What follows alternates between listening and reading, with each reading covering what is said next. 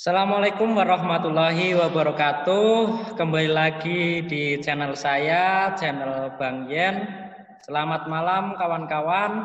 Semoga kawan-kawan tetap selalu berpartisipasi dalam pembuatan konten yang saya buat. Oke kawan-kawan, pada malam hari ini saya akan membagikan tips sukses menulis di zaman pandemi COVID-19. Nah, kawan-kawan, kita sudah kedatangan narasumber yang sangat luar biasa, yaitu MK Ridwan, kawan-kawan. Tentunya kawan-kawan tidak asing dengan beberapa karya yang ditulis oleh narasumber kita pada malam hari ini, yaitu MK Ridwan. Selamat malam, Bang MK Ridwan. Selamat malam, Bang Zen. Oke, bagaimana kabarnya, Bang? Kabarnya tetap di rumah saja. Waduh, tetap produktif menulis ya Bang ya? Tentu, kita harus memanfaatkan momentum ini sebagai langkah untuk tetap produktif. Oke, baik, Alhamdulillah. Sudah berapa karya yang dihasilkan selama COVID-19 ini Bang? Jadi karena kita dibatasi oleh aktivitas di luar, kebanyakan dari aktivitas kita habiskan di dalam rumah, terutama di depan laptop. Laptop menjadi sarana yang cukup penting untuk menulis dalam hal ini, sehingga dalam kurun waktu 2019 atau 2020 ini, saya alhamdulillah sudah beberapa kali menerbitkan baik itu jurnal maupun artikel di media online. Ya, tidak banyak jurnal bereputasi nasional. Sinta 2 itu di UIN Araniri Aceh 1, kemudian di beberapa media online itu ada sekitar 4-5 artikel di sana. Oke, tentunya kawan-kawan saya di sini belum terlalu mengenal MK Ridwan ya. Tolong Abang bisa bercerita tentang diri Abang kepada teman-teman di sini. Oke, silakan Abang. Baik, jika diminta untuk bercerita siapa saya, ya, saya sebenarnya ya orang biasa. Tapi karyanya sangat luar biasa ini, sangat menginspirasi saya terutama. Bahkan saya termasuk murid Abang. Saya ini adalah jiwa perantau. Ya. Saya lahir di Provinsi Lampung, salah satu kabupaten Tanggamus namanya. Ya. Dan saya memutuskan untuk hijrah ke Jawa ini dalam rangka mengejar impian. Saya merasa bahwa hijrah atau merantau itu merupakan salah satu aspek yang sangat penting bagi kehidupan kita. Kenapa? Karena kita bisa merasakan hidup mandiri, jauh dari keluarga, dan mau tidak mau kita harus survive, menghadapi segala macam masalah yang mungkin ditemui di taman perantauan itu. Saya menghabiskan waktu di terutama ketika kuliah S1 ini di Kota Salatiga, di IAIN Salatiga saya mengambil kuliah S1. Saya di sana mendalami studi Islam sana. Dalam rentang perjalanan saya menempuh studi S1 inilah saya banyak merasa bahwa perubahan besar terjadi pada diri saya. Saya masih ingat ketika dulu di desa saya, ketika saya masih kecil, bahkan hingga saya SMA, saya tidak merasa ada satu ketertarikan untuk bisa membaca buku. Itu karena mungkin disebabkan di sana tidak ada akses yang cukup untuk bisa membaca buku. Tapi kemudian ketika saya hijrah ke Jawa dengan fasilitas yang memadai, dengan lingkungan yang juga cukup kondusif sehingga mendukung saya untuk berkembang, sehingga di situ saya memiliki hobi hobi membaca. Nah, dari membaca ini saya semakin tergerak untuk apa yang saya baca itu bisa saya kembangkan, saya tularkan, saya sharingkan ke orang-orang atau teman-teman lainnya melalui tulisan. Dari situlah saya merasa bahwa menulis itu adalah lifestyle. Sehingga mau tidak mau di dalam kehidupan kita harus menulis, karena dari menulis itulah orang akan tahu isi pikiran kita. Kalau kata pepatah, sebesar apapun gagasan pemikiran kamu, ketika kamu tidak memiliki karya ataupun tulisan, maka gagasan besarmu itu tidak akan pernah berpengaruh ataupun bisa dinikmati oleh orang lain. Wah, luar biasa. Asli Lampung berarti ini, Bang? Asli Lampung, ya kelahiran Lampung. Tapi kalau dari sisi apa bahasanya, nenek moyang nenek moyang masih adalah nenek moyangku seorang pelaut gitu. Jawanya sudah Jawa sudah tercampur ya dengan Asia, ras Asia. Wah, luar biasa. Oke, Bang, Abang ini umur berapa tahun sekarang? Usia 25, hampir 26. Wah, 26 sudah banyak menghasilkan karya. Ini sudah sangat luar biasa ini, Abang. Oke, selanjutnya Abang ya. Kenapa Abang memilih untuk tinggal di Salatiga? Sedangkan banyak pertanyaannya cukup menarik dan itu sangat sangat berkesan dengan jiwa saya pribadi. Saya melihat bahwa Salatiga ini ada beberapa keunggulan yang dimiliki. Pertama, dari sisi geografi, iklim terutama. Salatiga memiliki iklim yang sejuk, kondusif, sehingga itu sangat layak ataupun sangat nyaman untuk dijadikan tempat belajar. Ya kan? Kemudian yang kedua, dari sisi masyarakat. Masyarakat ramah, kemudian toleran, dan juga mereka menghargai keragaman. Karena kita tahu bahwa di Salatiga itu banyak orang menyebut sebagai miniaturnya Indonesia. Karena berbagai ras dan agama hidup damai di kota Salatiga. Dari situlah saya mencintai kota Salatiga ini dan berharap bahwa ke depan bisa sering bersilaturahmi dengan kota Salatiga atau menjadi warga kota Salatiga lah. Oh iya, amin. Semoga terlaksana ya, Bang ya. Oke, pada malam hari ini kita akan berbagi tips sukses menulis di masa pandemi COVID-19. Bukan begitu ya, Bang ya? Kita bagi ilmu yang bisa kita cari sebanyak mungkin dari seorang MK Ridwan. Oke, sebagai penulis saya mau tanya aktivitas keseharian dari MK Ridwan. Untuk Abang MK Ridwan, untuk aktivitas setiap paginya ini apa, Bang? Apakah masih tidur atau sudah melakukan aktivitas-aktivitas? Bagaimana, Bang? Ya, sebenarnya menulis itu merupakan skill yang kita butuhkan, di mana kita harus merasa nyaman. Pertama hal itu, kita harus nyaman. Nyaman baik dengan lingkungan maupun nyaman dengan waktu. Artinya sebagai seorang penulis, ada beberapa hal yang memang berbeda dari sisi waktu. Misalnya ada orang yang lebih suka menulis di malam hari, misalkan di larut malam, jam 2, jam 3, ataupun dan sebagainya.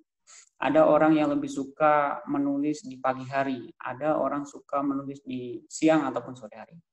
Kalau saya menulis yang nyaman bagi saya adalah di pagi hari. Sehingga keharusan bagi saya untuk bangun di pagi hari itu menjadi hal yang wajib. Karena di pagi hari jiwa masih fresh, pikiran masih fresh, dan tenaga juga masih fresh, itu mendorong kita untuk bisa produktif menulis. Tetapi hal yang perlu teman-teman ingat bahwa setiap orang memiliki preferensi ataupun memiliki waktunya masing-masing untuk menulis. Jadi temukan itu. Ya, kalau pagi lebih produktif dan lebih siap gitu ya Bang untuk melanjutkan hari-harinya ke depan. Oke, mungkin seorang MK Ridwan ini pun mempunyai suatu keburukan ya, bukan cuma hanya kebaikan. Oke, saya akan tanya beberapa hal keburukan yang perlu dihindari dari seorang MK Ridwan. Itu apa aja, Bang?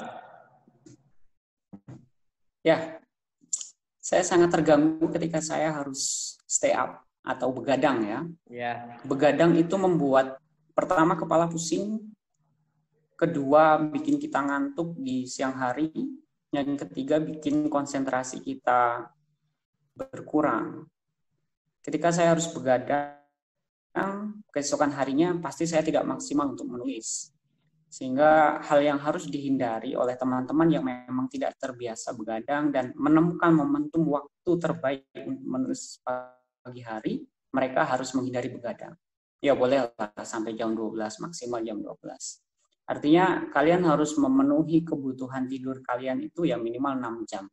Karena itu baik secara psikologi maupun kesehatan itu sangat berpengaruh bagi kesehatan maupun kebugaran kalian, terutama ketika kalian ingin menulis. Itu satu hal. Kemudian yang kedua, dalam konteks menulis ini hal yang harus dihindari atau hal yang nggak boleh dicoba-coba ya, plagiarisme tentu. Ya, kita boleh membaca berbagai karya, tetapi dalam rangka untuk menambah pengetahuan, menambah teknik kita. Bagaimana orang menuliskan suatu ide, bagaimana orang menjabarkan sebuah masalah. Nah, itu harus kita tiru. Tetapi dalam konteks tekstualnya ataupun literal kata-katanya tetap tidak boleh di-copy-pastekan. Jadi dua hal itu yang harus kita hindari ketika kita ingin menjadi seorang penulis yang hebat. Yang pertama begadang, terus yang kedua plagiarisme. Ya, gitu ya Bang ya. Oke. Menurut Abang ini, apakah setiap orang itu bisa mempunyai keahlian untuk menulis, Bang? Misal saya ini. Iya, jelas. Misal ini saya, Bang.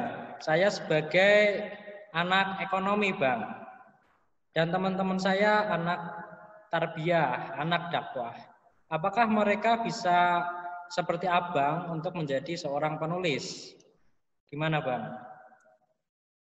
Secara mendasar, kemampuan menulis itu dimiliki oleh semua manusia, ya. Tetapi dasar ini menjadi langkah yang harus dipahami oleh teman-teman bahwa dasar saja tidak cukup. Artinya dasar itu harus dikembangkan. Saya selalu mengilustrasikan di beberapa kesempatan bahwa menulis itu seperti halnya kita saat bayi ingin belajar berjalan. Ketika kita bayi, lahir begitu, kita kan nggak mungkin langsung bisa jalan atau bahkan lari-lari. Tahapan pertama, kita tengkurap. Tahapan kedua, kita merambat.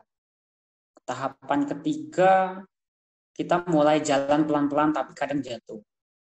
Tahapan selanjutnya, kita sudah bisa jalan tapi pelan. Tahapan selanjutnya lagi, sudah bisa jalan stabil, gitu ya. Stabil. Dan kemudian di tahapan akhir, saat kita sudah bisa jalan secara maksimal, bahkan kita bisa lari. Nah, begitulah proses berlatih ataupun membiasakan diri untuk menulis. Saat menulis pertama kali, ketika ingin membiasakan untuk menulis, jangan merasa bahwa kamu pertama kali menulis itu langsung bisa lari. Ibaratnya seperti anak bayi yang baru lahir langsung pengen bisa berlari. Itu bisa terbang, kecuali bayi bajang itu nggak akan bisa itu. Jadi ya proses menulis itu seperti halnya kita berlatih berjalan seperti saat kita bayi. Menulis itu memang membutuhkan usaha ataupun kebiasaan. Nggak apa-apa, pertama-tama kita memang kok jelek ya tulisannya. Gitu. Kemudian kita terus menulis. Sudah agak bagus, tapi masih acak-acakan. Idenya masih berserakan. Gitu. Terus saja ditulis, terus saja dilatih, terus saja ditingkatkan. Sehingga kalau kita sudah melatih diri kita untuk menulis, membiasakan menulis, maka seiring berjalannya waktu, kita akan bisa terlatih dan terbiasa untuk menulis, sehingga kita akan ahli ataupun mampu menuliskan ide kita itu dalam bahasa yang bagus, dibaca enak, dan lain sebagainya. Itu konsep dasar yang perlu kita pahami. Oke. Begitu Bang Zen. Luar biasa ya. Kita butuh ketekunan dan istiqomah yang luar biasa agar kita bisa lancar dalam menulis. Oke, selanjutnya Bang, mungkin dikasih beberapa tips terkait sukses untuk menulis lah Bang. Dikasih tips sukses ala M. Kariban. Oke, silakan Bang. Oke. Baik. Untuk bisa membiasakan menulis ataupun mampu menulis dengan baik, saya pribadi mensyaratkan setidaknya 3 hal. Ya, 3 hal. Apa itu 3 hal itu? Pertama adalah otak kita ataupun akal kita itu harus diisi. Seperti halnya flash disk. Flash disk itu tidak akan terbaca di komputer ketika tidak ada file yang masuk. Gitu. Artinya, pikiran kita ini tidak akan mungkin bisa terbaca, artinya ditelurkan dalam bentuk tulisan ketika otak kita atau pikiran kita tidak pernah diisi. Nah, bagaimana mengisinya? Syarat mutlaknya adalah membaca. Membaca ini bisa hadir dalam berbagai bentuk. Membaca buku secara tradisional. Jadi syarat untuk bisa menulis itu adalah membaca buku. Kamu jangan berharap terlalu banyak ketika kamu ingin pandai menulis tapi tidak pernah baca buku. Itu seperti halnya kamu mencoba untuk terbang tapi kamu nggak punya sayap. Wah, luar biasa. Nah,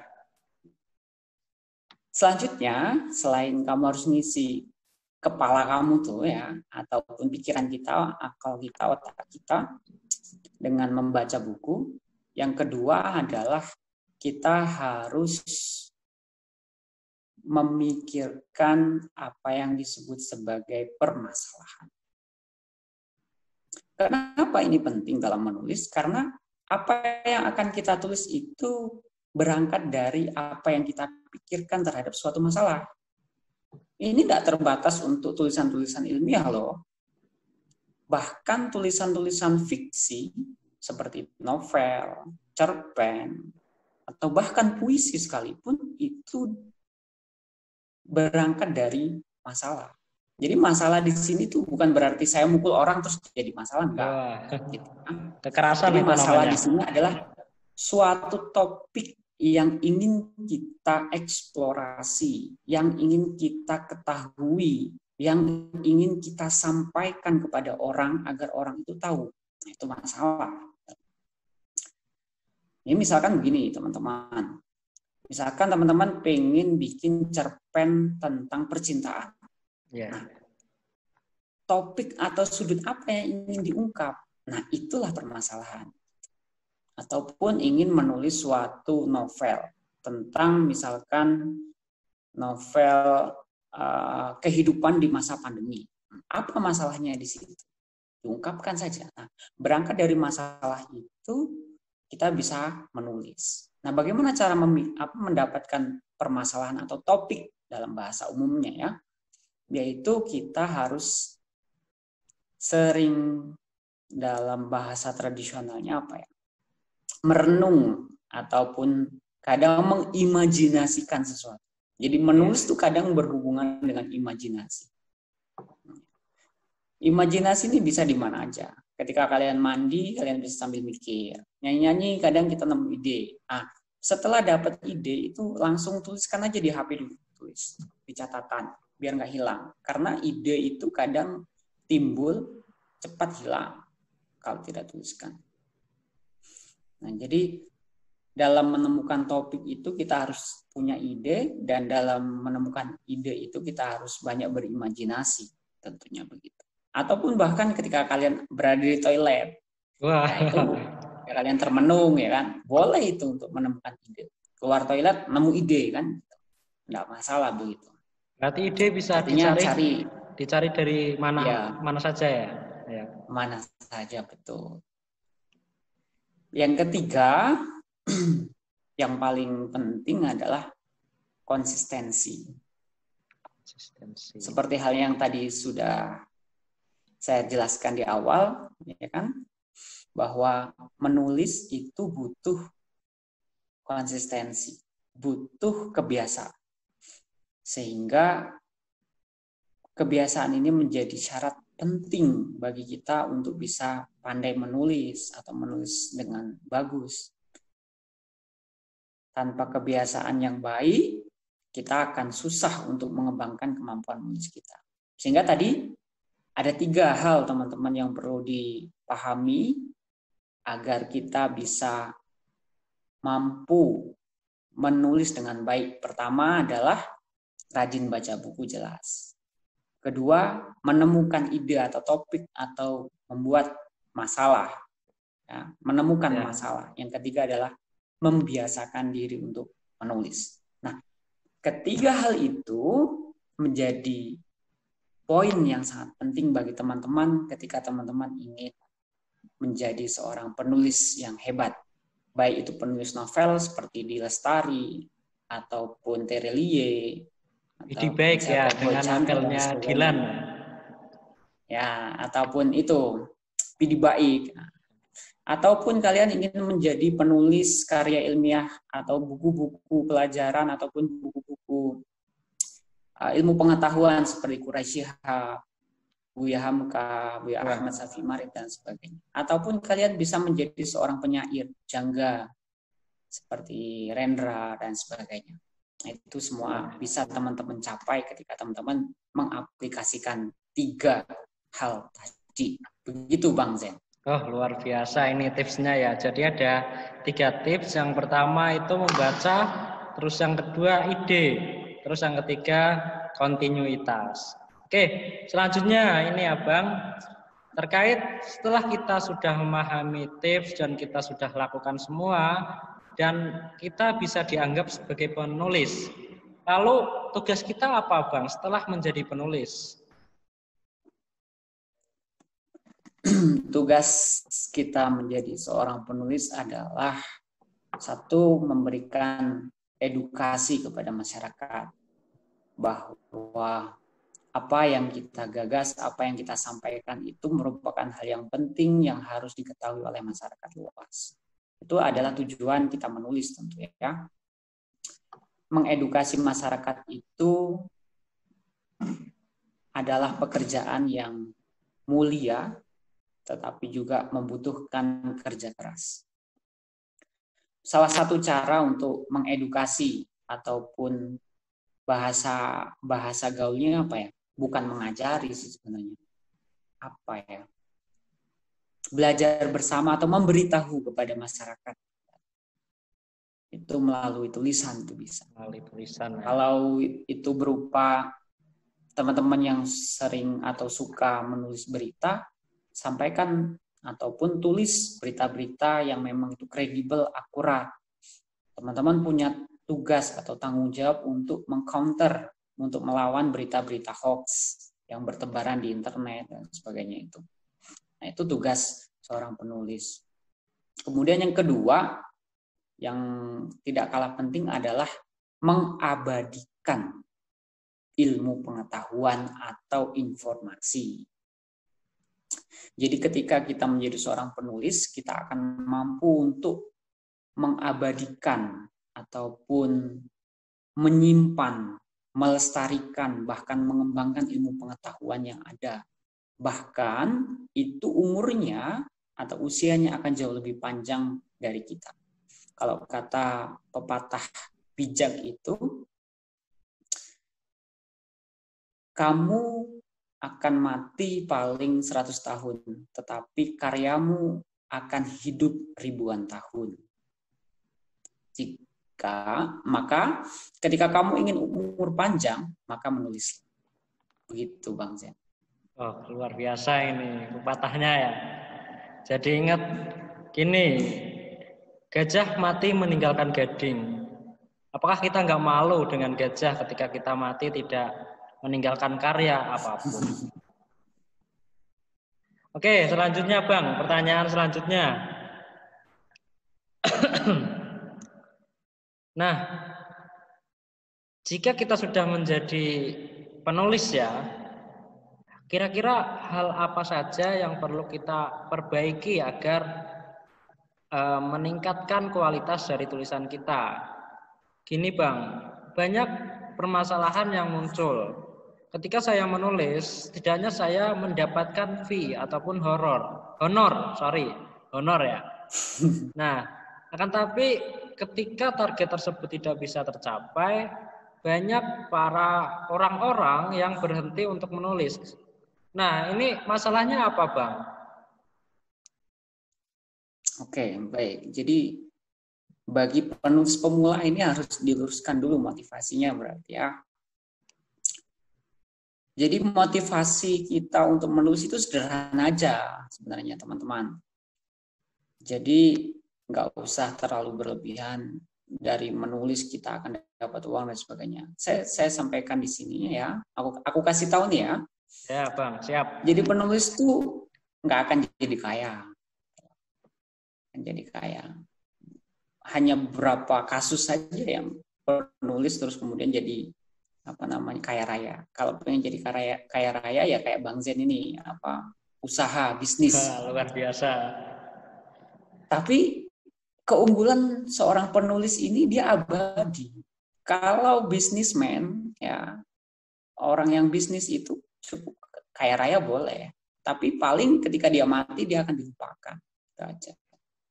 Tapi kalau penulis, walaupun dia sudah mati, dia akan terus dikenang. Itu mencari jejaknya mudah. Sehingga motivasi yang perlu teman-teman ingat sebagai seorang penulis adalah bahwa ketika teman-teman menulis, teman-teman akan meninggalkan jejak.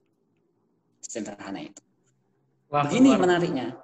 Senang nggak sih teman-teman ketika teman-teman tuh di Google ya, Google pencarian itu, teman-teman nulis nama teman-teman, tulis terus di search, di enter, terus banyak sekali nama kita yang muncul di Google gitu. Wah, itu senang sekali kita seharusnya. Artinya apa? Nama kita sudah banyak tercatat di Google, di internet, dan itu tidak akan hilang sampai Google itu diblokir kan gitu, ataupun tidak digunakan lagi. Artinya tujuan kita menulis itu adalah untuk meninggalkan jejak. Artinya besok ataupun siapapun orang lain di luar sana yang ingin tahu kita itu bisa tahu lewat tulisan ataupun kita sering muncul di Google. Itu kan senang sekali. Coba kalian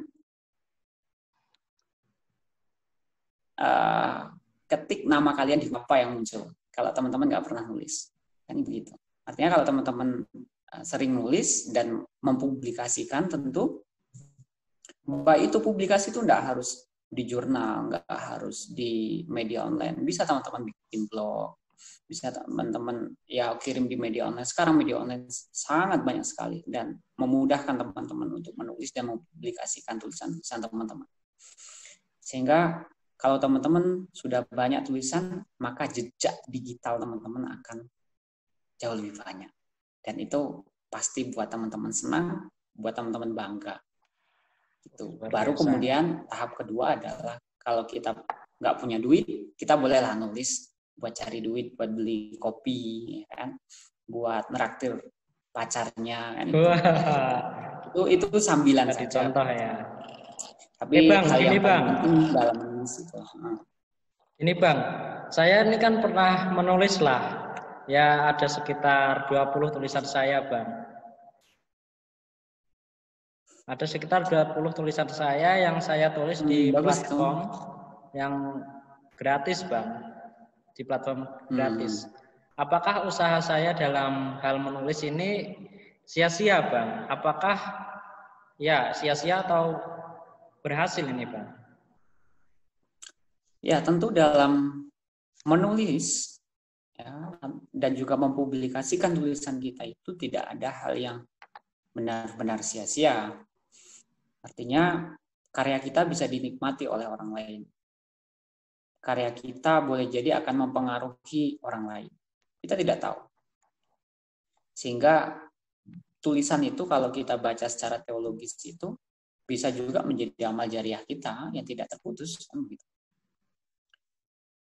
Sehingga kalau teman-teman sudah menulis, kemudian mampu mempublikasikan, baik itu media cetak ataupun media elektronik, itu sangat luar biasa. Dan itu patut untuk diapresiasi, untuk dikembangkan dan diteruskan.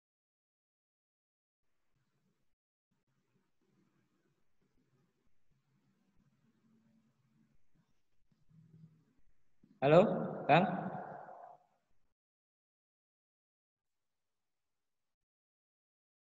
Cek.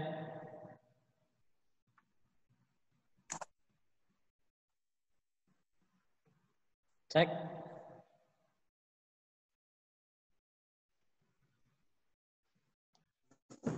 Oke, baik. Yang terakhir Bang, mungkin ini closing statement ya Bang ya. Oke, sebelum closing statement, mungkin Bang M. Karidwan bisa kasih tahu kepada teman-teman hal apa saja yang tidak pernah teman-teman dan saya ketahui tentang M. Karidwan. Oke. Ini pertanyaan yang luar biasa, menjebak ya. Hal yang tidak tahu, saya juga tidak tahu itu apa ya. Aku nggak tahu apa ya. Yang nggak tahu mungkin ini ya.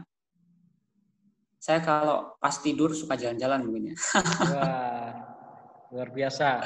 Sampai berfantasi seperti itu ya. Itu efek aja, efek.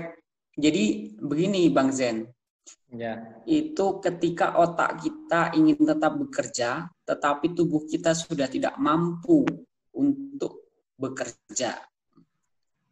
Gitu. Jadi otak kita kadang bekerja lebih keras, lebih tahan, tetapi kadang tubuh kita, badan kita itu lelah.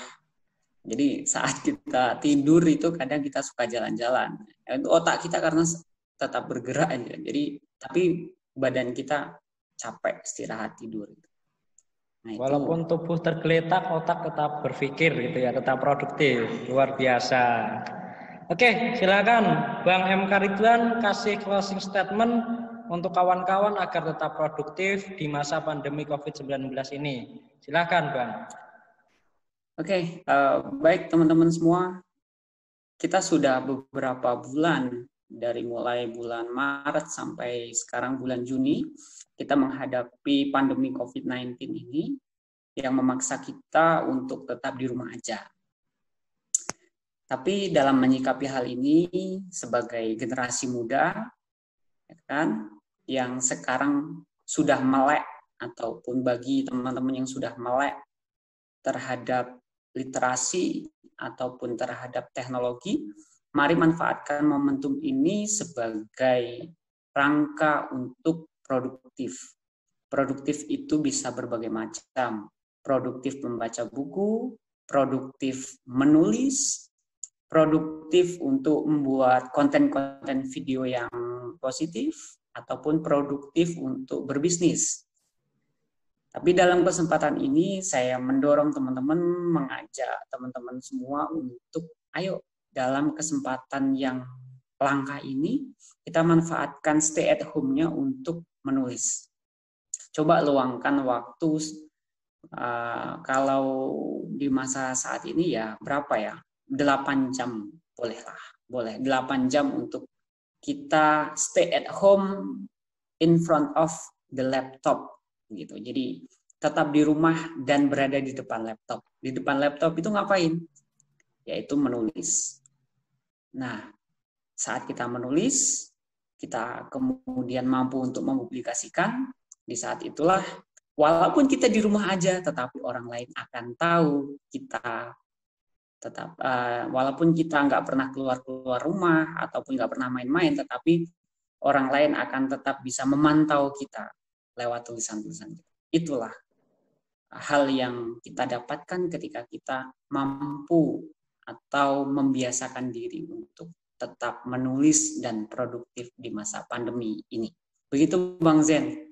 Luar biasa sharing-sharing ilmunya pada malam hari ini. Terima kasih Bang atas ilmunya. Semoga bermanfaat untuk teman-teman. Oke, dengan sesi closing statement berakhirlah sudah acara diskusi saya dengan Abang M. Ridwan. Kawan-kawan bisa menunggu diskusi-diskusi selebihnya nanti di channel saya. Oke kawan-kawan, kawan-kawan bisa bantu sumbangan saya, bantu channel saya dengan tekan tombol like, komen, dan subscribe. Oke, kurang lebihnya saya mohon maaf. Billahi taufiq wal hidayah. Wassalamualaikum warahmatullahi wabarakatuh. Monggo Bang, terima kasih Bang. Terima kasih Bang Zen.